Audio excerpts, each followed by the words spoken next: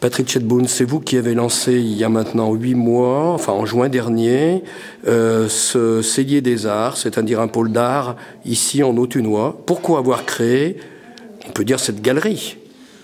Pour plusieurs raisons. D'abord parce que sur le territoire même existait déjà beaucoup de professionnels qui s'y étaient installés, que bon nombre d'Autunois ne connaissaient pas, et parce que pour différentes raisons, parce que c'est déjà des gens qui avaient pour certains une carrière à l'extérieur, ayant fait le choix d'habiter dans l'Autunois, la campagne, et ça on peut bien le comprendre, le cadre est magnifique.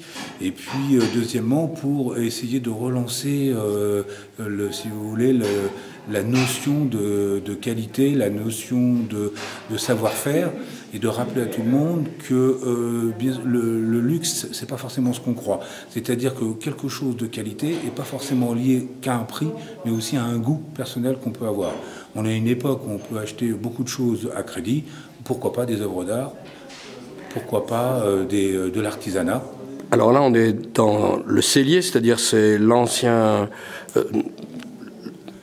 l'ancienne salle Farinier qui dépendait du chapitre ici de la cathédrale, voilà, qui est voisine. Voilà. Vous exposez de la céramique, vous exposez des peintures, on expose aussi un travail sur le cuir.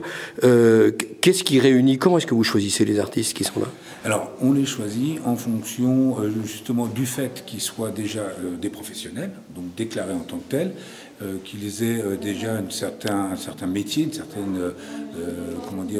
une certaine pratique dans ce métier. Donc, on revient à l'idée des savoir-faire, mais aussi en fonction. Des fois, on prend aussi des jeunes qui ont pris déjà le risque de se déclarer, ont déjà une bonne formation, et nous essayons de faire valoir l'ensemble, de mettre en relation les gens de métier avec des débutants.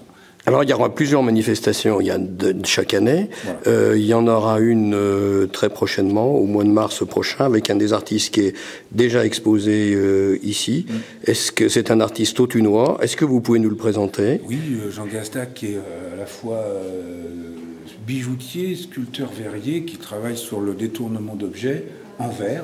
Donc il travaille sur des objets anciens qu'il transforme en pâte de verre, qu'il fabrique lui-même. Donc moulage à cire perdue, et puis un tirage de pâte de verre qu'il teinte lui-même dans la masse. Et ça nous donne ces objets assez étranges, mais pleins de poésie. On chemine un tout petit peu à côté pour aller voir les œuvres d'une autre artiste qui sera, que vous inviterez dans un mois.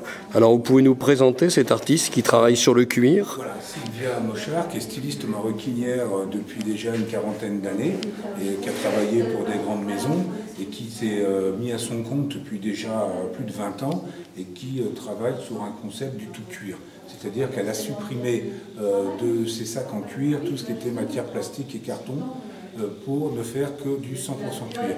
Ça donne des sacs un peu plus lourds, mais quasi indestructible. Elle est garantie 30 ans, voire 50 ans pour les sacs en peau d'autruche. Elle travaille que dans des cuirs très, très choisis, sélectionnés, et avec un travail de finition, un détail de la finition vraiment superbe. En 8 mois, combien de visiteurs et quels étaient vos objectifs? Alors, en 8 mois, là, on a fait, 6 mois plus exactement, on a fait à peu près 6000 visiteurs. L'objectif, il se construit, je dirais, chaque jour.